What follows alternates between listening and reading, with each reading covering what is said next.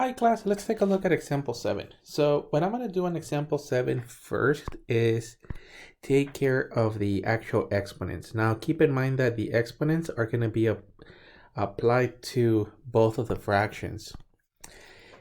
So let me rewrite it. This is not going to be technically 3 to the second over 5 to the second over another 3 to the second and technically 7 to the second. And then let me rewrite them as a division sign. So 3 to the second over 5 to the second. This is being divided by 3 to the second over 7 to the second. And technically what we have here is a division of fractions. Remember that when we divide fractions, we keep the first fraction as it stands.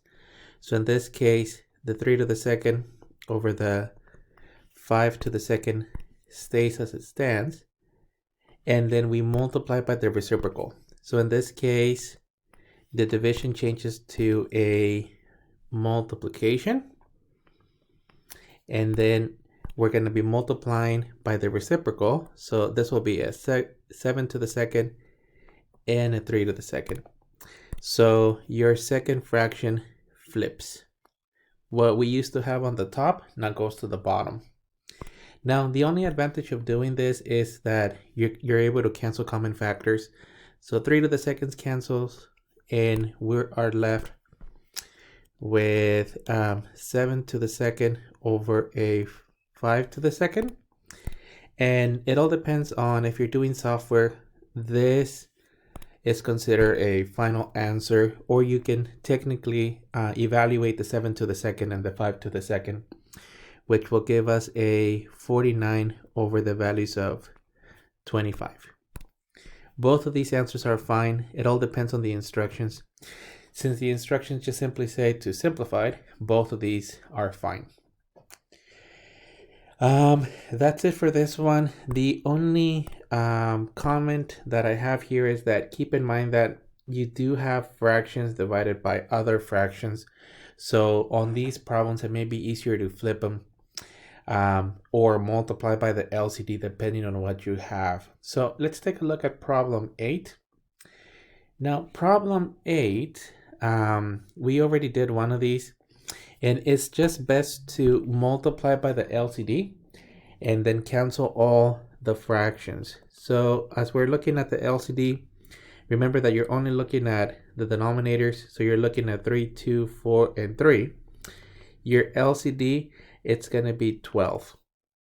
So in the next step, we're going to multiply the top by 12 and the bottom by 12. And we're going to end up with the following. So let me rewrite the fraction. This is 2/3 plus 1/2 and over 3/4 minus 2/3. And keep in mind that as you multiply by 12, every term gets multiplied by 12. So you're going to have times 12, times 12, times 12, and times 12. And the main idea of multiplying by 12 is that your actual LCD, it's going to cancel the fractions of all your fractions. So let me first rewrite the numbers that don't cancel. So these are the numerators. So this is 2 plus technically 1 over a 3 minus 2. And then let me put in green the result of the division. So 12 divided by 3 is equal to 4. So times 4. 12 divided by 2 is equal to 6. So times 6. 12 divided by 4 is equal to 3. So times 3. And 12 divided by 3 is equal to 4 times 4. And then at this point, well, all your fractions on the numerator and the denominator cancel. So we're left with a regular fraction. So we're now looking at this will be 8 plus 6 over 9 minus 8, or 14 over 1, or 14. This one worked out nicely. Let me check the numbers again. Since we just have a 1 at the bottom. That's it for this one. And as I mentioned earlier, This is the fastest way to approach it. You could have also found the LCD on the top, LCD on the bottom, and then approach it like we did on the previous one, where you end up flipping the fraction.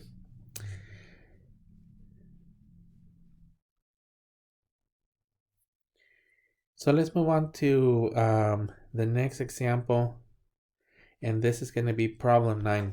Now take a look at problem 9, and it's a little bit of a mess. Also, because of the values of the denominator, this one has the potential of ending up with large values. So this is how we're going to approach this one. I'm going to just put a set of parentheses here and then work this one on the side. So you technically have, so what we're doing here is we're working on the innermost fraction that we recognize. Here's the numerator and that's your denominator. Your denominator has fractions. So this will be technically 4 over 5 plus 1/6. And here the fastest will be to find the LCD, which happens to be 6, technically over 1, and multiply the top by 6 and the bottom by 6, which is going to give us 24 over 30 plus 1. I'm getting 24 over 31. And let me check all the numbers. We're good. Remember that on the second one, meaning the denominator, you multiply both, and then on the top, you just multiply 1.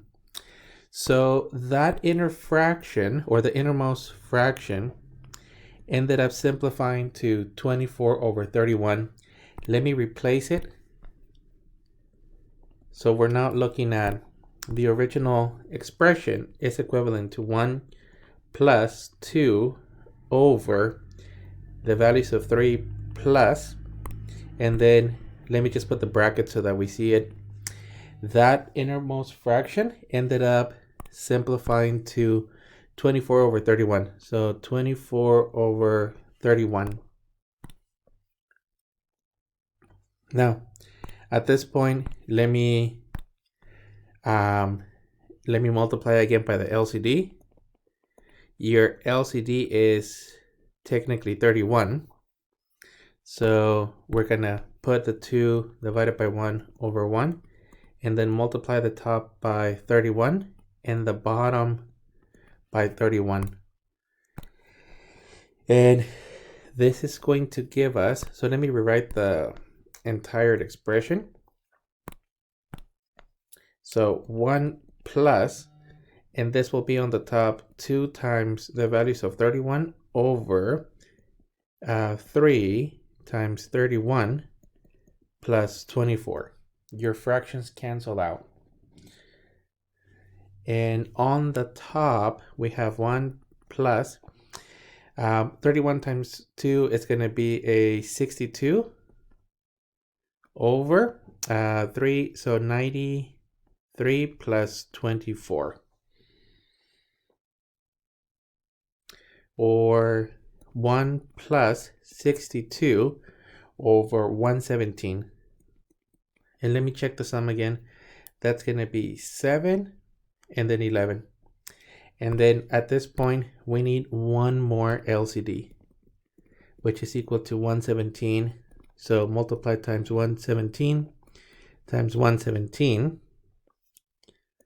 And now we're looking at a fraction that looks 117 over 117 plus 62 over 117, which is going to give us, that's going to be a 9. So 179 over 117.